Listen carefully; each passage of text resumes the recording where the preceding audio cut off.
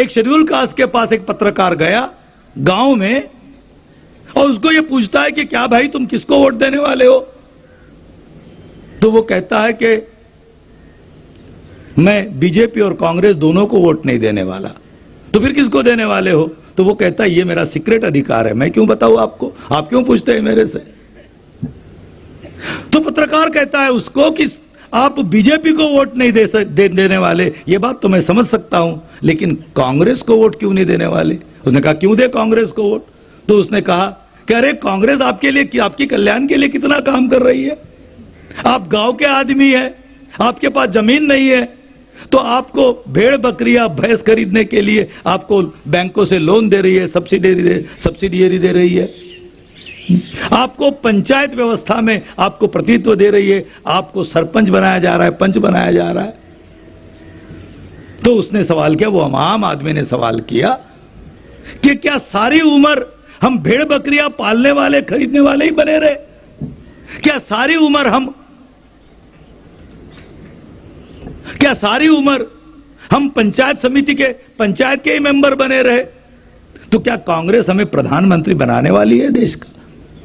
क्या हमारे किसी भाई को प्रधानमंत्री बनाने वाली है? अगर बनाने वाली है तो बताओ, मैं कांग्रेस को वोट देता हूं। तो ये जो बात है, ये उदाहरण क्या दिखाता है कि एस्पिरेशन समाज में है, वो एस्पिरेशन बढ़ रही है।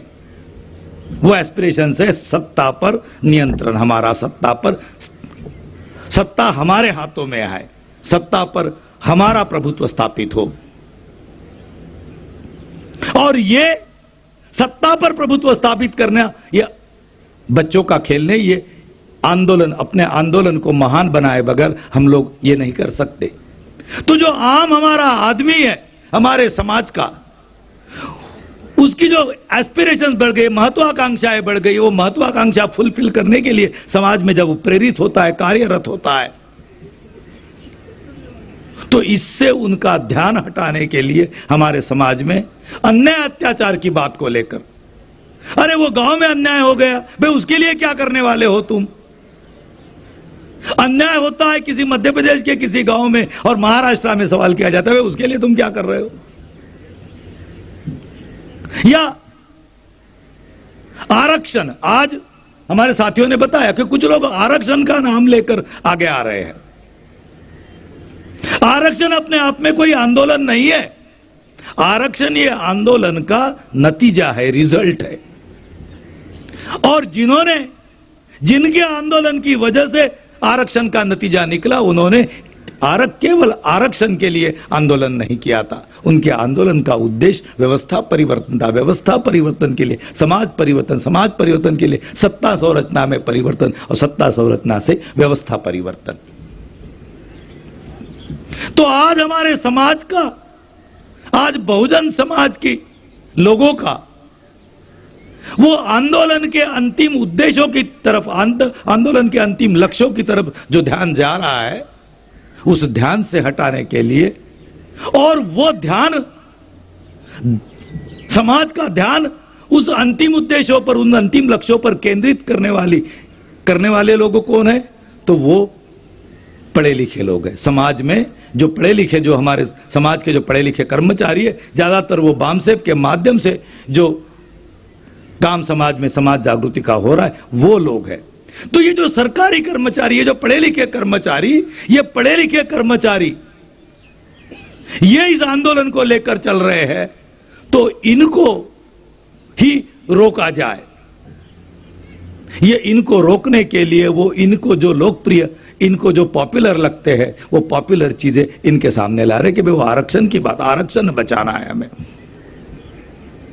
तो ये आरक्षण का नाम लेकर, अन्याय अत्याचार का नाम लेकर हमारे समाज को, हमारे पढ़े लिखे लोगों को डाइवर्ट करने के लिए डाइवर्ट किया जा रहा है, और डाइवर्ट करके उनका आंदोलन से ध्यान हटाया गया। इसके लिए आज जो नेता के नाम पर, नेताओं के नाम पर जो भड़वे और दलाल पैदा हो गए, ये वर्तमान में सबसे खतरा है, क्योंकि राजनीतिक भड़वेगिरी को हम पहचान लेते हैं, लेकिन इसको हम समझ, क्योंकि हमें ऐसा लगता है कि ये हमारे ही आंदोलन की बात है, तो हमें उसमें पड़े, हम अपना काम छोड़कर हम इसमें पड़ जाते हैं। ये आज सबसे बड़ा नुकसान, ये आज सबसे बड़ा नुकसान का खतरा है। तो हमें क्या करना होगा? जैसे जैसे क्रांतिवादी आंदोलन बढ़ेगा, वैसे वैसे मैं आपको ये बताना चाहता हूं कि दलालों और भड़वों की संख्या कम नहीं होने वाली। हमारे को बहुत साथियों ने कहा कि भाई इसको कम करो, ये इसको काउंटर, इसको कम कैसे किया, ये ना हो पाए। ये ऐसा नहीं होने वाला। दलाल और भड़वों की संख्या भविष्य में बहुत बड़े पैमाने पर बढ़ने वाली है,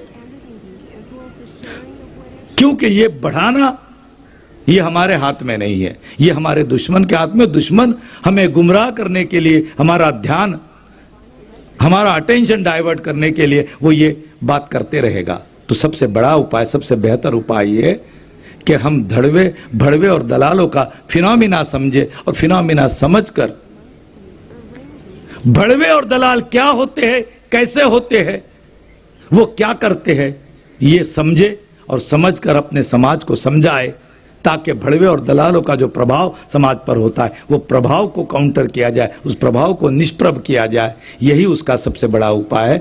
ये बात आप लोगों के सामने रखने के लिए हमने इस विषय को आपके सामने रखा था। तो इस संदर्भ में इस बात को आपको समझते हुए आगे बढ़ना होगा। इसी के साथ ये टी